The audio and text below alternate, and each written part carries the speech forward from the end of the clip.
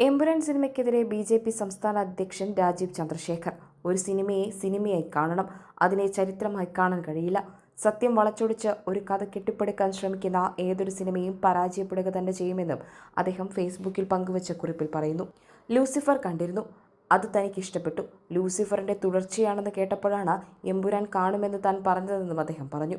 എന്നാൽ ഇപ്പോൾ സിനിമയുടെ നിർമ്മാതാക്കൾ തന്നെ സിനിമയിൽ 17 ഭേദഗതികൾ വരുത്തിയിട്ടുണ്ടെന്നും ചിത്രം വീണ്ടും സെൻസർഷിപ്പിന് വിധേയമാക്കുന്നുണ്ടെന്നും തനിക്ക് മനസ്സിലായെന്നും അദ്ദേഹം കുറിച്ചു.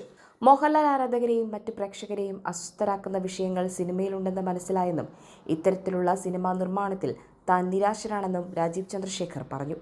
മോഹൻലാലിനെ നായകനാക്കി പൃഥ്വിരാജ് സംവിധാനം ചെയ്ത ചിത്രമാണ് എമ്പുരാൻ. എമ്പുരാനിൽ നിന്നും 17-ലധികം ഭാഗങ്ങൾ ഒഴിവാക്കി. ചിത്രത്തിന്റെ എഡിറ്റ് പതിപ്പ് അടുത്തയാഴ്ച തിയേറ്ററിലെത്തും.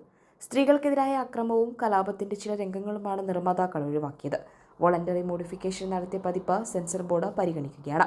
ചിത്രത്തിൽ നിന്നും 10 സെക്കൻഡ് മാത്രമാണ് ആദ്യ പതിപ്പിൽ സെൻസർ ബോർഡ് ഒഴിവാക്കിയിരുന്നത്. സ്ത്രീകൾക്കെതിരായ അക്രമവും ദേശീയ പതാകയും സംഭവിക്കുന്ന ചില ഭാഗങ്ങളുമായിരുന്നു അത്. ഗുജറാത്ത് കലാപവുമായി ബന്ധപ്പെട്ടുള്ള ഉള്ളടക്കത്തിന്റെ പേരിൽ എമ്പുരാനും മോഹൻലാലും പൃഥ്വിരാജും രൂക്ഷമായ സൈബർ ആക്രമണമാണ് നേരിടുന്നത്. RSS, BJP നേതാക്കൾ അടക്കമുള്ളവരും ചിത്രം ഹിന്ദുത്വ വിരുദ്ധമാണെന്ന് ആരോപിച്ച് രംഗത്തെത്തി.